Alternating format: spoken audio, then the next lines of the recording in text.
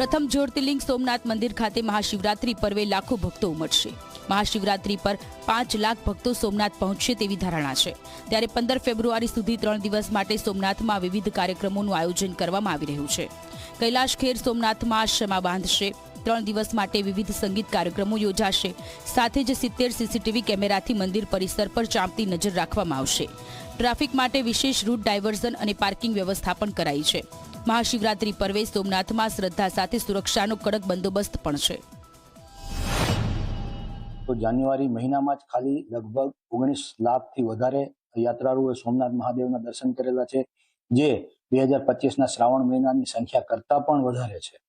તો આ પરિસ્થિતિને ધ્યાનમાં રાખી અને યાત્રાળુઓના ઘસારાને પહોંચી વળવા માટે તમામના ખૂબ સારી રીતે દર્શન થઈ શકે, વ્યવસ્થિત રીતે દર્શન થઈ શકે।